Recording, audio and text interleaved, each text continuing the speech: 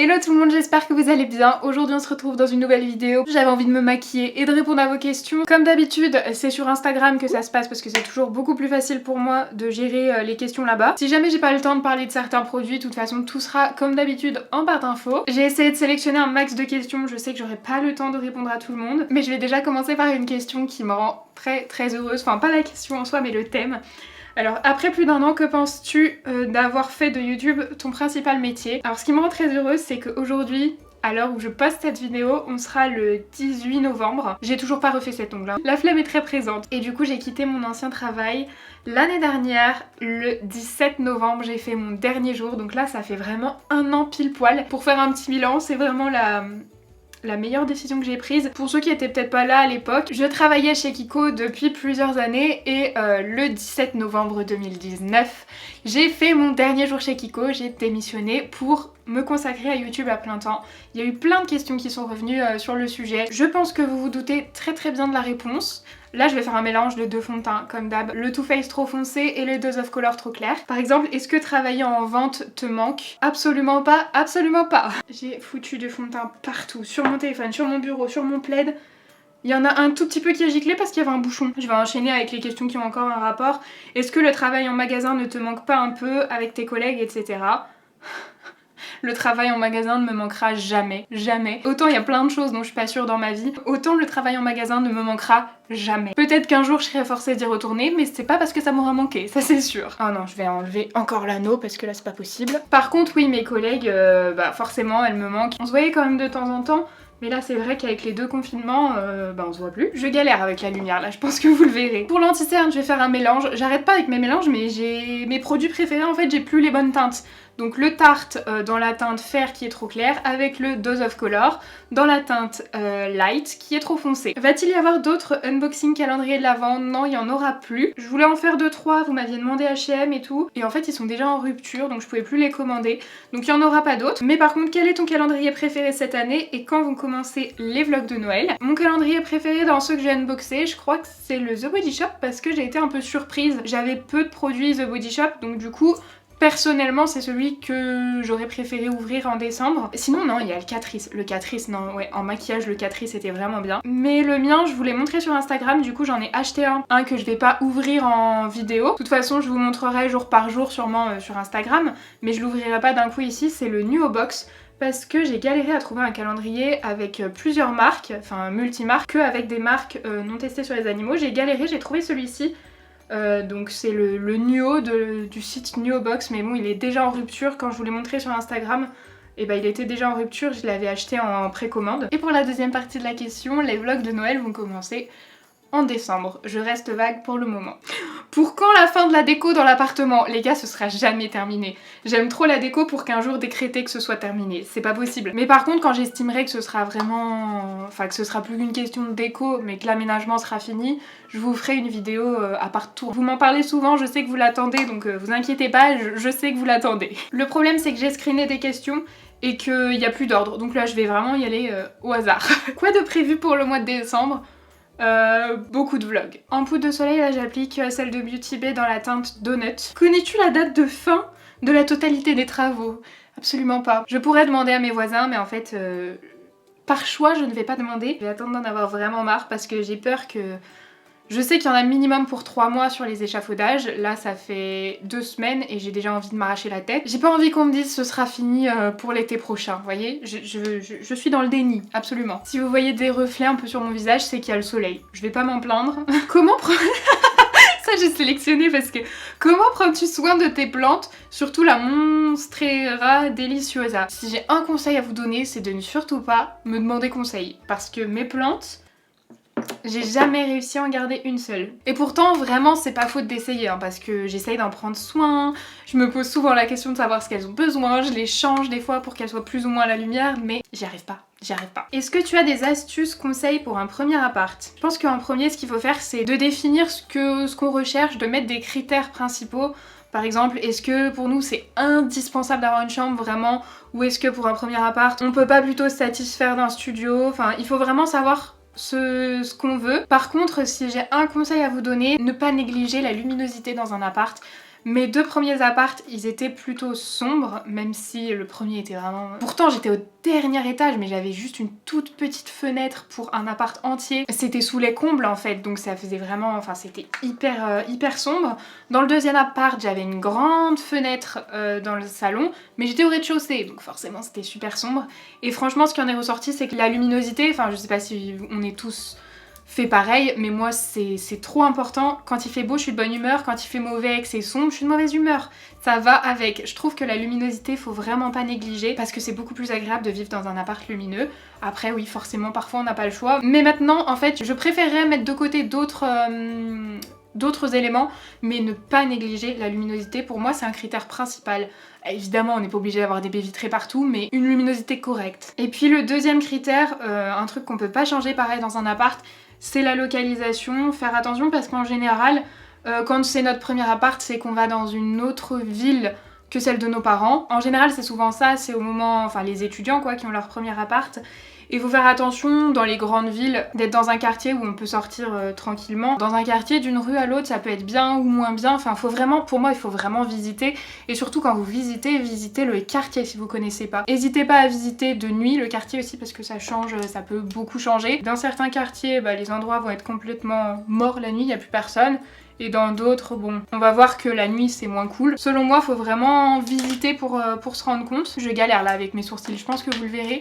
Je sais pas pourquoi, ça marque trop aujourd'hui. Après, un critère qui pour moi était important à l'époque où j'étais étudiante, c'était les transports en commun parce que il fallait que je sois proche comme je les prenais tous les jours. En plus en heure de pointe, mon dieu quelle horreur. Que ce soit bien desservi, même si franchement à Lyon je trouve que c'est quand même pas mal desservi. Après j'ai pas forcément de conseils hyper original ou miraculeux à donner. Je pourrais parler d'appartements pendant des heures, mais on va peut-être changer de question, peut-être changer de thème parce que je sais qu'il y en a qui sont pas forcément fans. Ma collègue. Je vous laisse son pseudo un peu flouté. Ah oui, je floute tous les pseudos à chaque fois. Parce que je sais qu'il y en a beaucoup qui veulent rester en anonyme et comme je peux pas demander à chaque personne, je floute tout. Mais elle fait des maquillages colorés trop beaux, vous pouvez aller voir son Instagram. Et du coup elle me demande un produit dont tu ne peux pas te passer en maquillage. Un produit à sourcils, n'importe lequel.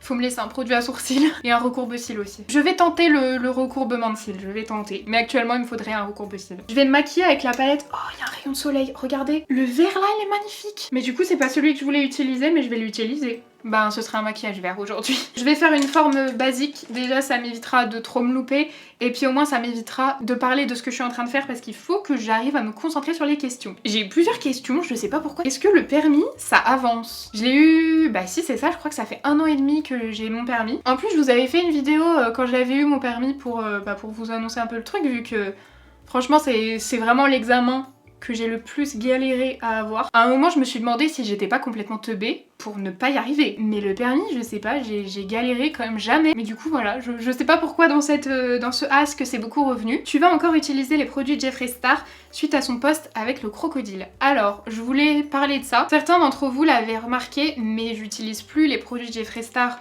que j'ai depuis un petit moment. Pourquoi j'ai acheté des produits Jeffree Star? Tout simplement parce que je me renseigne énormément sur les marques au niveau des tests sur les animaux avant d'acheter des produits. Par contre, je ne me renseigne jamais sur la personne qui a créé la marque. Alors Jeffree Star, j'en entends parler, je vois qui c'est très bien, je vois ses vidéos, mais je ne regarde pas. J'ai du mal à comprendre avec l'accent américain, je suis pas très bonne en anglais. L'accent anglais, je comprends beaucoup mieux avec l'accent anglais, mais l'accent américain, j'ai du mal, du coup, voilà, je regarde très peu de vidéos américaines parce que j'ai du mal à comprendre, voilà. Je m'éparpille, je voulais en venir où? Ah oui. J'ai mis du fond de teint sur mon mur tout à l'heure. Mais comment j'ai fait pour en mettre jusque là-bas? J'ai crépi mon mur. Ah oui, Jeffree Star, j'avais oublié où on en était. Et du coup, en fait, c'est vous dans les commentaires. J'avais déjà reçu des commentaires moralisateurs, mais alors sachez, les commentaires avec un ton moralisateur et tout, je passe au-dessus, je me contrefous de ce qui a marqué dedans, en fait. Par contre, j'ai pu discuter avec certaines d'entre vous qui voulaient juste me renseigner sur qui était Jeffree Star, ce qu'il avait pu dire, ce qu'il avait pu faire. Et du coup, je me suis rendu compte que c'était une personne raciste et misogyne. Si on me connaît un minimum, c'est vraiment des trucs, ça m'horripile puissance 50 000. Donc du coup j'ai complètement arrêté de parler de ces produits. Et puis après du coup très récemment là, je crois que j'ai vu ce post hier ou avant-hier. Mais du coup il a fait du bruit sur les réseaux sociaux et surtout vous me l'avez beaucoup renvoyé puisque mon engagement pour les animaux, du coup j'en parle évidemment puisque ça a un rapport avec les cosmétiques. C'est vrai que le reste j'en parle pas parce que ça n'a pas de rapport avec les cosmétiques. Je fais vraiment des vidéos légères en fait parce que c'est ce que j'ai envie de faire pour le moment sur la chaîne. Donc il a posé avec un crocodile si vous avez pas vu. Ça va rien changer au niveau de l'achat de ces produits puisque dans tous les cas c'était quelque chose que j'avais déjà décidé de faire avant ce buzz. J'arrête pas de travailler ce verre, je sais pas ce que je veux faire en fait. Je vous annonce que je me suis toujours pas améliorée en... Ouh là là, le soleil. Dans l'action de faire deux choses à la fois, hein. J'y arrive toujours pas.